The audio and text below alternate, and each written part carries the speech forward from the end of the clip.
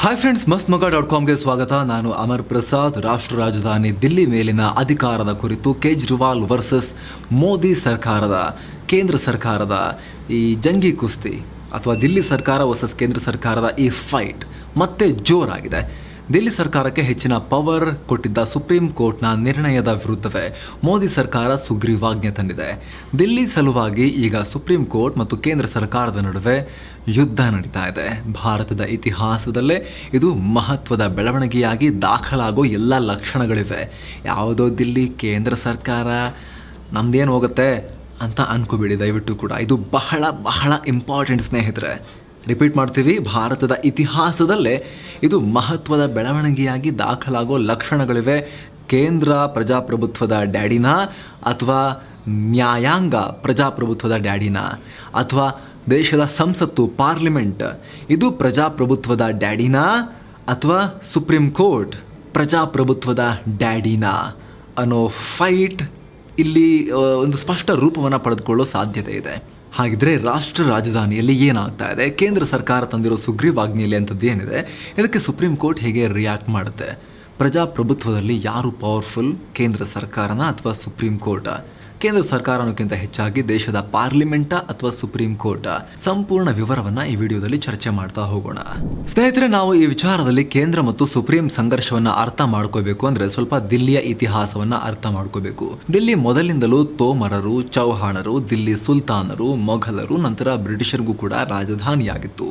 1947ರಲ್ಲಿ ಸ್ವಾತಂತ್ರ್ಯ ಪಡೆದಾಗ ಸ್ವತಂತ್ರ ಭಾರತದ ರಾಜಧಾನಿಯಾಗಿ ಮುಂದುವರಿತು. ಆರಂಭದಲ್ಲಿ ದಿಲ್ಲಿಯನ್ನ ಪಾರ್ಟ್ ಸಿ ಅಂತ ಗುರುತಿಸಲಾಗ್ತಾ ಇತ್ತು. ಆಗ ದಿಲ್ಲಿಗೆ ಈಗಿನ ಥರ ಚೀಫ್ ಮಿನಿಸ್ಟರ್, ಅಸೆಂಬ್ಲಿ ಎಲ್ಲ ಇತ್ತು. ಆದರೆ 56ರಲ್ಲಿ ರಾಜ್ಯಗಳ ಪುನರ್ ವಿಂಗಡಣೆ ಆದಾಗ ದಿಲ್ಲಿಗೆ ಯೂನಿಯನ್ ಟೆರಿಟರಿ ಅಥವಾ ಕೇಂದ್ರಾಡಳಿತ ಪ್ರದೇಶದ ಸ್ಥಾನ ಕೊಡಲಾಯಿತು. ದಿಲ್ಲಿ ವಿಧಾನಸಭೆಯನ್ನು ರದ್ದು ಮಾಡಲಾಯಿತು, ವಿಸರ್ಜಿಸಲಾಯಿತು. ಅದಾದ ನಂತರ ನಿರಂತರವಾಗಿ ದಿಲ್ಲಿಗೆ ರಾಜ್ಯದ ಸ್ಥಾನಮಾನ ಕೊಡಬೇಕು ಅನ್ನೋ ಹೋರಾಟ ನಡೀತಾನೆ ಇದ್ವು. ಇದರಿಂದ ಮಧ್ಯದಲ್ಲಿ ಮುನ್ಸಿಪಾಲಿಟಿ ಅದು ಇದು ಅಂತ ಮಾಡಿದ್ರು. 1966ರಲ್ಲಿ ಕೌನ್ಸಿಲರ್ಗಳು ಮತ್ತು ಅದರ ಮುಖ್ಯಸ್ಥರನ್ನಾಗಿ ಲೆಫ್ಟಿನೆಂಟ್ ಗವರ್ನರನ್ನು ಕೂಡ ನೇಮಕ ಮಾಡಿದ್ರು. ಆದರೆ ಹೋರಾಟಗಳು ಜಾಸ್ತಿ ಆದಾಗ 1991ರಲ್ಲಿ ಅಂದಿನ ಭಾರತ ಸರ್ಕಾರ ಸಂವಿಧಾನಕ್ಕೆ ತಿದ್ದುಪಡಿ ಮಾಡಿ ಮತ್ತೆ ದಿಲ್ಲಿಗೆ ವಿಧಾನಸಭೆ, ಮುಖ್ಯಮಂತ್ರಿ, ಸಚಿವರುಗಳನ್ನೆಲ್ಲ ಕಲ್ಪಿಸಿತು. ಆದರೆ 1991ರ ಈ ತಿದ್ದುಪಡಿ ದಿಲ್ಲಿಗೆ ವಿಶೇಷ ಸ್ಥಾನಮಾನ ತಂದುಕೊಡೋದಷ್ಟೇ ಅಲ್ಲದೆ ಒಂದು ವಿಚಿತ್ರ ಸನ್ನಿವೇಶವನ್ನ ಉಂಟು ಮಾಡಿತು. ದಿಲ್ಲಿ ಅತ ಪೂರ್ಣ ಪ್ರಮಾಣದ ರಾಜ್ಯನೂ ಆಗಲಿಲ್ಲ, ಇತ್ತ ಸಾಮಾನ್ಯ ಕೇಂದ್ರಾಡಳಿತ ಪ್ರದೇಶವಾಗೂ ಕೂಡ ಉಳಿಲಿಲ್ಲ. ಆದರೆ 2013ರವರೆಗೆ ಯಾರಿಗೂ ಕೂಡ ಅಷ್ಟು ಸಮಸ್ಯೆ ಆಗಿರಲಿಲ್ಲ, ತುಂಬ ದೊಡ್ಡ ವಿವಾದ ಎಲ್ಲ ಆಗಿರಲಿಲ್ಲ. ಆದರೆ 2013ರ ಡಿಸೆಂಬರ್ನಲ್ಲಿ ಮೊದಲ ಬಾರಿಗೆ ಕೇಜ್ರಿವಾಲ್ ನೇತೃತ್ವದ ಆಮ್ ಆದ್ಮಿ ಪಾರ್ಟಿ ಸರ್ಕಾರ ದಿಲ್ಲಿ ಗದ್ದುಗೆ ಏರಿದಾಗ ನಿಧಾನಕ್ಕೆ ಸಮಸ್ಯೆ ಜೋರಾಯಿತು. ಆಗಿನ್ನೂ ಕೇಂದ್ರದಲ್ಲಿ ಕಾಂಗ್ರೆಸ್ ನೇತೃತ್ವದ UPA 2 ಅಧಿಕಾರದಲ್ಲಿತ್ತು. ಜೊತೆಗೆ ಸ್ವತಃ ಆಪ್ ಕಾಂಗ್ರೆಸ್ ಜೊತೆಗೆ ಸಮ್ಮಿಶ್ರದಲ್ಲಿತ್ತು. ಆದರೂ ಕೂಡ ಕೇಜ್ರಿವಾಲ್ ಜನ್ ಲೋಕ್ಪಾಲ್ ಬಿಲ್ ಜಾರಿ ಮಾಡೋಕೆ ಲೆಫ್ಟಿನೆಂಟ್ ಗವರ್ನರ್ ಬಿಡ್ತಾ ಇಲ್ಲ, ಕಾಂಗ್ರೆಸ್ನವರು ಬಿಡ್ತಾ ಇಲ್ಲ, ಅಧಿಕಾರದಲ್ಲಿ ಹಸ್ತಕ್ಷೇಪ ಮಾಡುತ್ತಿದ್ದಾರೆ ಅಂತ ಆರೋಪಿಸಿ 49 ದಿನಗಳ ನಂತರ CM ಸ್ಥಾನಕ್ಕೆ ರಾಜೀನಾಮೆ ಸಲ್ಲಿಸಿದ್ರು. ಜೊತೆಗೆ ಅಸೆಂಬ್ಲಿಯನ್ನ ಡಿಸಾಲ್ವ್ ಮಾಡಿದ್ರು. ನಂತರ ಎಲೆಕ್ಷನ್ನಲ್ಲಿ ಆಮ್ ಆದ್ಮಿ ಪಾರ್ಟಿ ಭರ್ಜರಿಯಾಗಿ ಗೆಲ್ತು ದಿಲ್ಲಿಯಲ್ಲಿ. ಆಮೇಲೆ ಕೇಂದ್ರದಲ್ಲಿ BJP ಅಧಿಕಾರಕ್ಕೆ ಬಂತು. ಆವಾಗ ಮತ್ತೆ ಸಮಸ್ಯೆ ಕಂಟಿನ್ಯೂ ಆಯಿತು, ಇನ್ನಷ್ಟು ಜಾಸ್ತಿ ಆಯಿತು. ಕೇಜ್ರಿವಾಲ್ ಆಯ್ಕೆ ಮಾಡಿದ ಬಹುತೇಕ ಅಧಿಕಾರಿಗಳನ್ನ ಅಂದಿನ lieutenant governor Najeeb Jung reject ಮಾಡ್ತಾ ಇದ್ರು. ಅವರ ನಿರ್ಧಾರಗಳನ್ನ ವಿಟೋ ಮಾಡ್ತಾ ಇದ್ರು, ತಡೆ ಹಿಡಿತಾ ಇದ್ರು. ಅಷ್ಟೇ ಅಲ್ಲ, 2015ರಲ್ಲಿ ಕೇಂದ್ರ ಗೃಹ ಇಲಾಖೆ ದಿಲ್ಲಿ ಸಿವಿಲ್ ಸೇವೆಗಳ ಅಧಿಕಾರ ಅಂದ್ರೆ ಅಧಿಕಾರಿಗಳ ಪೋಸ್ಟಿಂಗ್, ಟ್ರಾನ್ಸ್ಫರ್ ಇದರಲ್ಲೆಲ್ಲ ದಿಲ್ಲಿಯ ಲೆಫ್ಟಿನೆಂಟ್ ಗವರ್ನರ್ಗೆ ಸಂಪೂರ್ಣ ಕಂಟ್ರೋಲ್ ಇರಬೇಕು ಅನ್ನೋ ನೋಟಿಫಿಕೇಶನ್ ಹೊರಡಿಸ್ತು. ಲೆಫ್ಟಿನೆಂಟ್ ಗವರ್ನರ್ ಅಂದ್ರೆ ಕೇಂದ್ರ ಗೃಹ ಇಲಾಖೆಯ ಅಂಡರ್ನಲ್ಲಿ ಕೆಲಸ ಮಾಡ್ತಾರೆ. ಅವರು ಕೇಂದ್ರ ಗೃಹ ಇಲಾಖೆ ಹೇಳ್ದಂಗೆ ಕೇಳ್ಕೊಂಡು ಕೆಲಸ ಮಾಡ್ತಾರೆ. ಇದರಿಂದ ರೋಸಿ ಹೋದ ಆಪ್ ಸರ್ಕಾರ ಕೇಂದ್ರದ ನಿರ್ಣಯದ ವಿರುದ್ಧ ದಿಲ್ಲಿ ಹೈಕೋರ್ಟ್ಗೆ ಹೋಯಿತು. ಆಗ ಹೈಕೋರ್ಟ್ ಕೂಡ ಕೇಂದ್ರ ಸರ್ಕಾರದ ನಿಲುವೇ ಸರಿ ಅಂತ ಹೇಳಿತು. ಇದನ್ನ ದಿಲ್ಲಿ ಸರ್ಕಾರ ಮತ್ತೆ ಸುಪ್ರೀಂ ಕೋರ್ಟ್ನಲ್ಲಿ ಚಾಲೆಂಜ್ ಮಾಡಿತು. ಇದು ಸಾಂವಿಧಾನಿಕ ವಿಚಾರ ಆಗಿದ್ರಿಂದ ಸುಪ್ರೀಂ ಕೋರ್ಟ್ನ ದ್ವಿಸದಸ್ಯ ಪೀಠ ಪ್ರಕರಣವನ್ನ ವಿಸ್ತೃತ ಸಾಂವಿಧಾನಿಕ ಪೀಠಕ್ಕೆ ವರ್ಗಾಯಿಸಿತು. 2018ರಲ್ಲಿ ಅಂದಿನ CJI ದೀಪಕ್ ಮಿಶ್ರಾ ನೇತೃತ್ವದ ಸಾಂವಿಧಾನಿಕ ಪೀಠ ಒಕ್ಕೊರಲಾಗಿ ದಿಲ್ಲಿ ಮತ್ತು ಕೇಂದ್ರ ಸರ್ಕಾರದ ಸಂಬಂಧಗಳು ಹೇಗಿರಬೇಕು ಅಂತ ನಿಯಮಗಳನ್ನು ಹಾಕೊಡ್ತು. ಇದು ಬಹುತೇಕ ದಿಲ್ಲಿ ಸರ್ಕಾರದ ಪರವಾಗೇ ಇತ್ತು. ಜೊತೆಗೆ ಕೆಲವೊಂದು ಸ್ಪೆಸಿಫಿಕ್ ವಿಚಾರಗಳನ್ನು ಅಂದರೆ ಈ ಟ್ರಾನ್ಸ್ಫರ್, ಪೋಸ್ಟಿಂಗ್ ಈ ರೀತಿ ವಿಚಾರಗಳನ್ನು ನಿರ್ಣಯ ಮಾಡೋಕೆ ದ್ವಿಸದಸ್ಯ ಪೀಠವನ್ನು ರಚನೆ ಮಾಡಿತು. ಆದರೆ 2019ರಲ್ಲಿ ಈ ದ್ವಿಸದಸ್ಯ ಪೀಠ ಸರ್ವಿಸಸ್ ಅಂದ್ರೆ ಕೇಂದ್ರೀಯ ಸೇವೆಗಳ ಅಧಿಕಾರಿಗಳ ನೇಮಕ ಟ್ರಾನ್ಸ್ಫರ್ ಕುರಿತಾದ ವಿಚಾರದ ಬಗ್ಗೆ ಸ್ಪ್ಲಿಟ್ ವರ್ಡಿಕ್ಟ್ ನೀಡಿತು. ಅಂದ್ರೆ ಇಬ್ರು ಜಡ್ಜ್ಗಳು ಭಿನ್ನ ತೀರ್ಪನ್ನು ನೀಡಿದ್ರು. ಇದು ಮತ್ತೆ 3 ಸದಸ್ಯ ಪೀಠಕ್ಕೆ ಹೋಗಿ ಕೊನೆಗೆ 5 ಸದಸ್ಯರ ಸಾಂವಿಧಾನಿಕ ಪೀಠಕ್ಕೆ ಬಂದು ನಿಲ್ತು. ಮೊನ್ನೆ CJI DY ಚಂದ್ರಚೂಡ್ ನೇತೃತ್ವದ ಸಾಂವಿಧಾನಿಕ ಪೀಠ ಈ ಬಗ್ಗೆ ತೀರ್ಪನ್ನು ಕೊಡ್ತು. ಸುಪ್ರೀಂ ತೀರ್ಪಿನಲ್ಲಿ ಏನಿದೆ? CJY DY ಚಂದ್ರಚೂಡ್ ನೇತೃತ್ವದ ಸಾಂವಿಧಾನಿಕ ಪಂಚಪೀಠ ಮೊನ್ನೆ ಮೇ 12ನೇ ತಾರೀಕು ಈ ಬಗ್ಗೆ ಒಕ್ಕೊರಲಾಗಿ ತೀರ್ಪನ್ನು ನೀಡಿತು. ಅದರಲ್ಲಿ ಸಂವಿಧಾನದ ಆರ್ಟಿಕಲ್ 239AA ಪ್ರಕಾರ ದಿಲ್ಲಿ ಸುಯಿ ಜನರಿಸ್ ಅಂದರೆ ಒಂದು ವಿಶಿಷ್ಟವಾದ ಸ್ಥಾನಮಾನವನ್ನು ಹೊಂದಿದೆ. ಅಂದರೆ ತನಗೆ ತಾನೇ ಒಂದು ವಿಶಿಷ್ಟವಾದ ಒಂದು ಕೆಟಗರಿ ಅದು ಅಂತ, ಲ್ಯಾಟಿನ್ ವರ್ಡ್ ಅದು ಸುಯಿ ಜನರಿಸ್. ಆ ರೀತಿ ಒಂದು ಸ್ಥಾನವನ್ನು ಹೊಂದಿದೆ. ಇದು ಎಲ್ಲ ಕೇಂದ್ರಾಡಳಿತ ಪ್ರದೇಶಗಳಂತೆ ಅಲ್ಲ, ಲ್ಯಾಂಡ್, ಪೊಲೀಸ್ ಮತ್ತು ಪಬ್ಲಿಕ್ ಆರ್ಡರ್ ಅಂದರೆ ಒಂದು ರೀತಿ ಸಾರ್ವಜನಿಕ ವ್ಯವಸ್ಥೆ ಅದನ್ನು ಬಿಟ್ಟು ಉಳಿದೆಲ್ಲ ವಿಚಾರಗಳಲ್ಲಿ ತೀರ್ಮಾನ ತೆಗೆದುಕೊಳ್ಳುವ ಹಕ್ಕು ದಿಲ್ಲಿ ಸರ್ಕಾರಕ್ಕೆ ಇದೆ.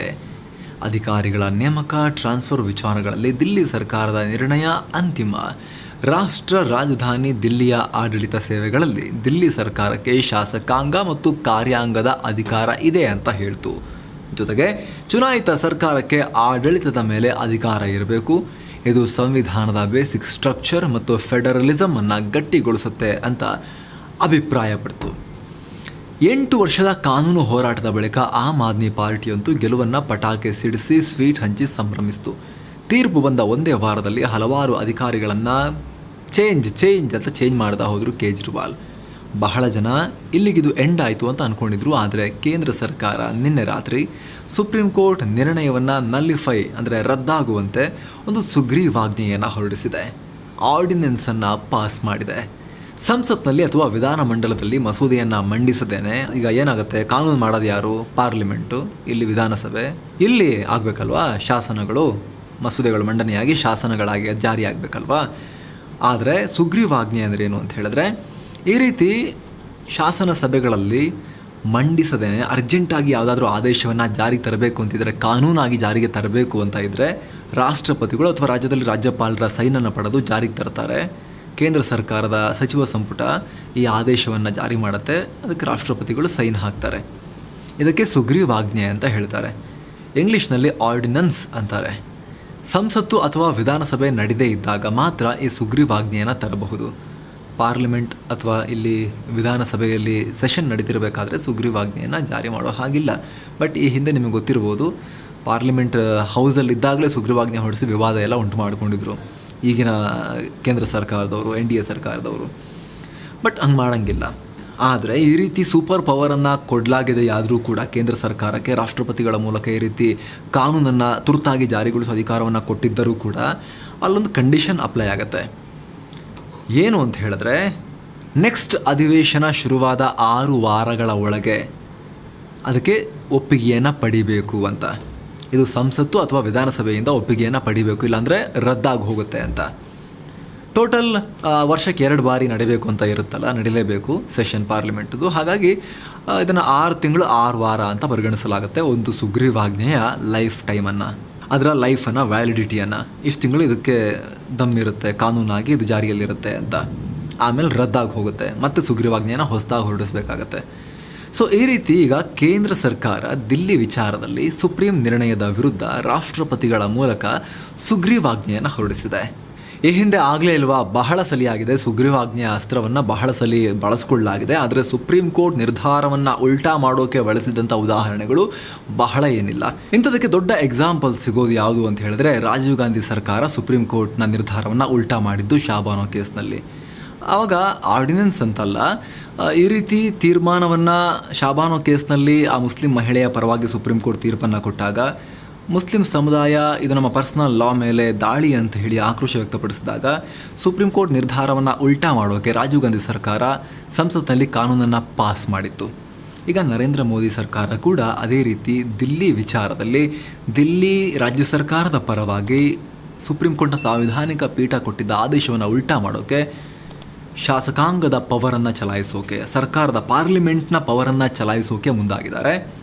ಅದರ ಪರಿಣಾಮ ಈಗ ಮೊದಲಿಗೆ ಸುಗ್ರೀವಾಜ್ಞೆಯನ್ನು ಅರ್ಜೆಂಟಾಗಿ ಜಾರಿಗೊಳಿಸಲಾಗಿದೆ.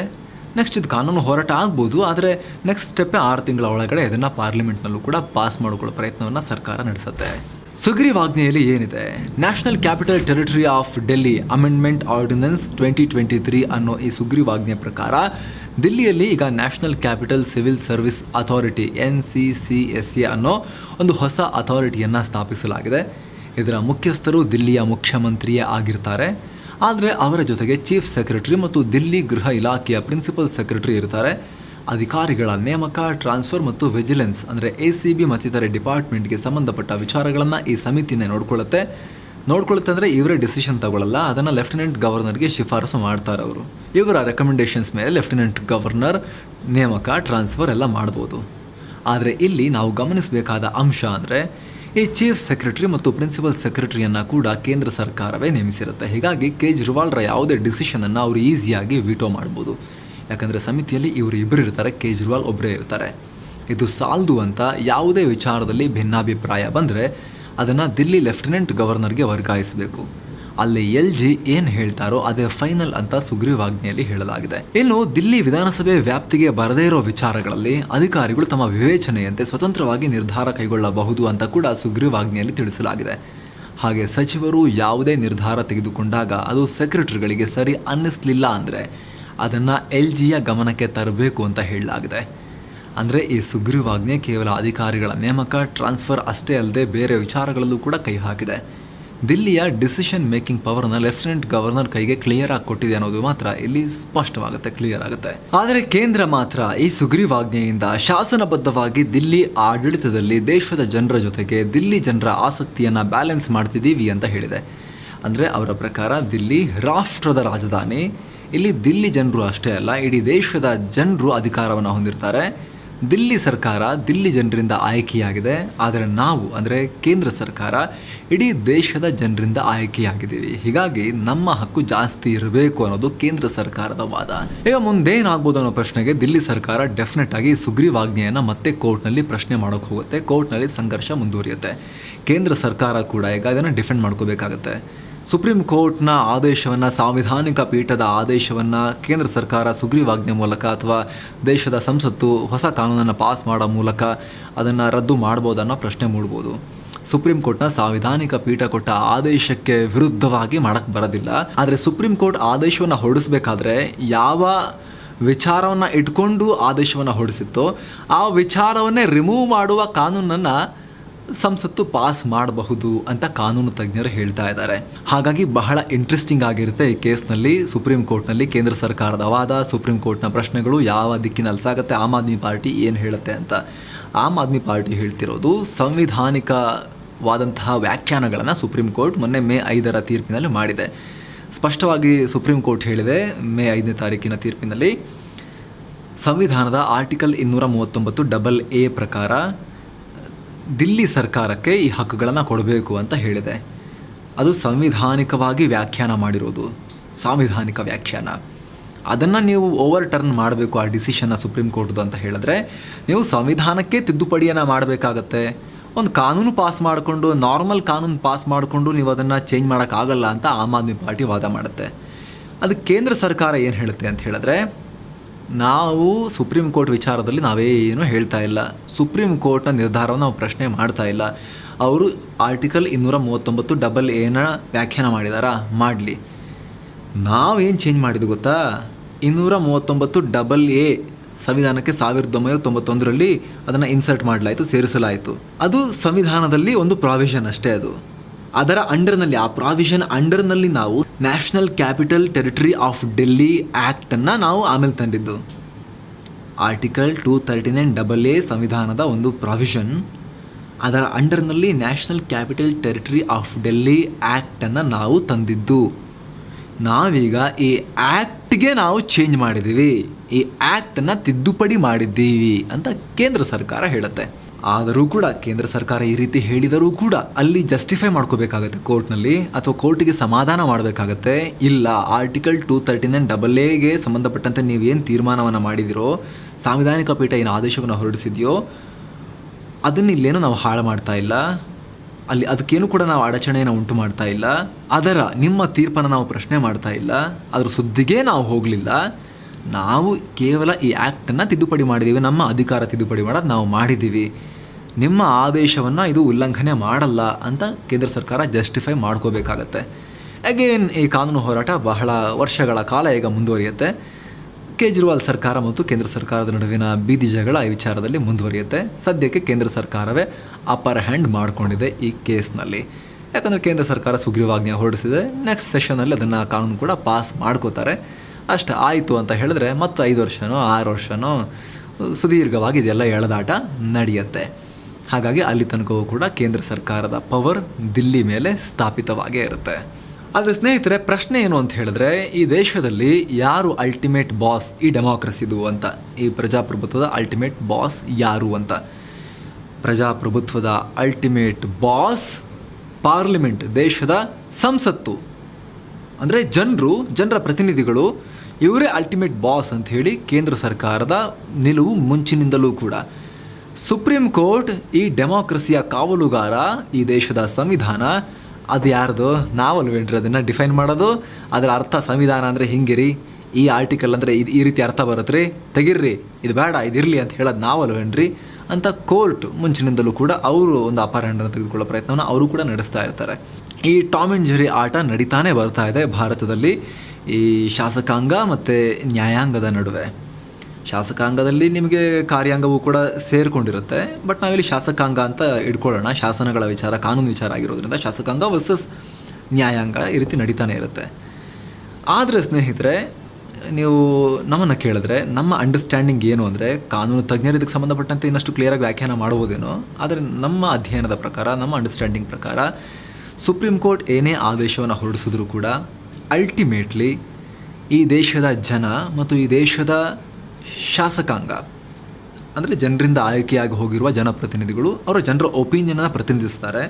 ಇವರೇ ಡೆಮೋಕ್ರಸಿಯ ಬಾಸ್. ಅದಕ್ಕೆ ಕಂಡೀಷನ್ ಅಪ್ಲೈ ಆಗುತ್ತೆ ಏನು ಅಂತ ಕೂಡ ಹೇಳ್ತೀವಿ.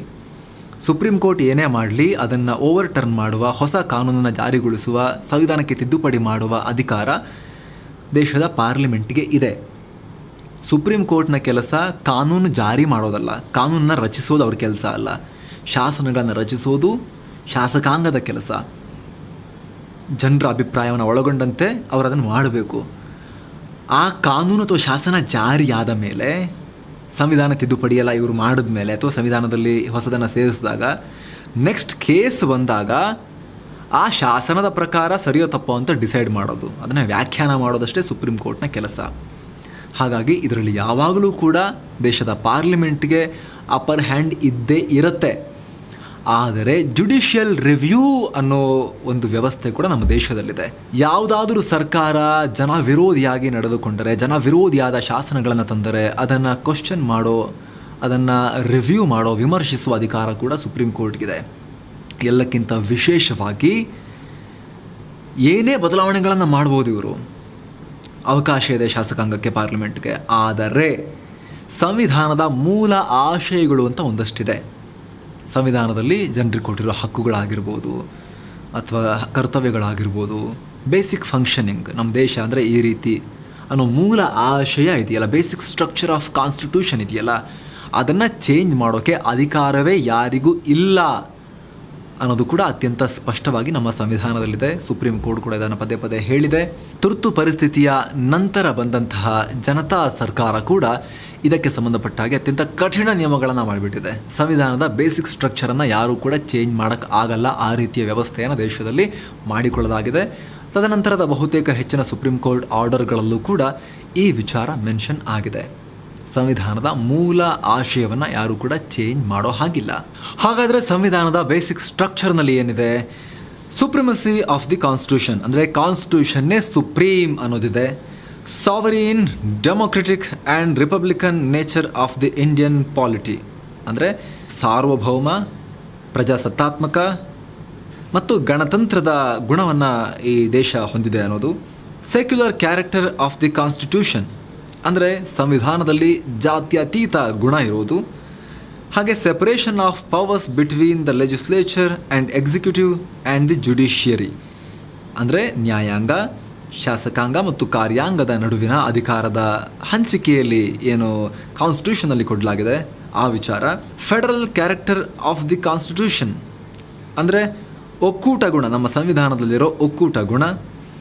Unity and integrity of the nation, ದೇಶದ ಐಕ್ಯತೆ ಮತ್ತು ಸಮಗ್ರತೆ ಏನು ಸಂವಿಧಾನದಲ್ಲಿ ಆಶಯ ಇದೆ ಆ ವಿಚಾರ. ವೆಲ್ಫೇರ್ ಸ್ಟೇಟ್ ಅಂದರೆ ಸೋಷಿಯೋ ಎಕನಾಮಿಕ್ ಜಸ್ಟಿಸ್, ಸಾಮಾಜಿಕ ಆರ್ಥಿಕ ನ್ಯಾಯವನ್ನು ಕೊಡಬೇಕು ಅನ್ನೋ ಅಂಶ. ಜುಡಿಷಿಯಲ್ ರಿವ್ಯೂ ಅಂದರೆ ಜನ ವಿರೋಧಿ ಕಾಯ್ದೆಗಳು ಕಾನೂನುಗಳು ತರೋಕೆ ಯಾರಾದರೂ ಹೊರಟ್ರೆ ಅದನ್ನು ರಿವ್ಯೂ ಮಾಡೋ ಅಧಿಕಾರ ಕೋರ್ಟಿಗಿದೆ ಅನ್ನೋದು. Freedom and dignity of the individual ಅಂತ, ಪ್ರತಿಯೊಬ್ಬ ನಾಗರಿಕನ ಘನತೆ ಮತ್ತು ಸ್ವಾತಂತ್ರ್ಯದ ರಕ್ಷಣೆ, ಆ ಸ್ವಾತಂತ್ರ್ಯ. ಮತ್ತು ಪಾರ್ಲಿಮೆಂಟರಿ ಸಿಸ್ಟಮ್, ಸಂಸದೀಯ ವ್ಯವಸ್ಥೆ. ಇದಿಷ್ಟು ನಮ್ಮ ದೇಶದ ಸಂವಿಧಾನದ ಬೇಸಿಕ್ ಸ್ಟ್ರಕ್ಚರ್. ಇದರಲ್ಲಿ ಯಾವುದೇ ಬದಲಾವಣೆಯನ್ನು ಯಾವುದೇ ಸರ್ಕಾರ ಎಂಥ ಮೆಜಾರಿಟಿ ಬಂದರೂ ಕೂಡ ಮಾಡೋ ಹಾಗಿಲ್ಲ ಅಂತ ಅತ್ಯಂತ ಸ್ಪಷ್ಟವಾಗಿ ಉಲ್ಲೇಖ ಇದೆ. ಇನ್ನು ಸ್ನೇಹಿತರೆ, ವರದಿಯನ್ನು ಅಂತ್ಯ ಮಾಡೋಕ್ಕಿಂತ ಮುಂಚೆ ನಿಮ್ಮ ಗಮನಕ್ಕೆ ಒಂದು ವಿಚಾರ. ಬಹಳ ದಿನಗಳಿಂದ ನಮ್ಮ ಪ್ರೀತಿಯ ವೀಕ್ಷಕರು ನಾವು ಕಮ್ಯುನಿಟಿಯಲ್ಲಿ ಪೋಸ್ಟ್ ಹಾಕಿ ಪೋಲ್ ಮಾಡಿದಾಗಲೂ ಕೂಡ ಸುಮಾರು 85% ಜನ ಜರ್ನಲಿಸಂ ಕೋರ್ಸನ್ನು ಆದಷ್ಟು ಬೇಗ ಲಾಂಚ್ ಮಾಡಿ ಅಂತ ಹೇಳಿದ್ರಿ. ಆ ಟೈಮ್ ಈಗ ಬಂದೇ ಬಿಟ್ಟಿದೆ. ಜರ್ನಲಿಸಂ ಕೋರ್ಸ್ ರೆಡಿ ಆಗಿದೆ. ಅದಕ್ಕೆ ಸಂಬಂಧಪಟ್ಟ ಲಿಂಕನ್ನು ಡಿಸ್ಕ್ರಿಪ್ಷನ್ ಲಿಂಕಲ್ಲಿ ಕೊಟ್ಟಿರ್ತೀವಿ. ನೀವು ಕೂಡ ಅದರ ಮೇಲೆ ಕ್ಲಿಕ್ ಮಾಡೋ ಮೂಲಕ ಜರ್ನಲಿಸಂ ಕೋರ್ಸ್ಗೆ ಜಾಯಿನ್ ಆಗಬಹುದು. ಅದಕ್ಕೆ ಸಂಬಂಧಪಟ್ಟ ಮಾಹಿತಿಯನ್ನು ಕೂಡ ನೀವು ಅಲ್ಲೇ ಪಡ್ಕೊಳ್ಳೋಕೆ ಅವಕಾಶ ಇದೆ. Thank you so much. ಮತ್ತೆ ಭೇಟಿ ಆಗ್ತಿರೋಣ. ನಮಸ್ತೆ.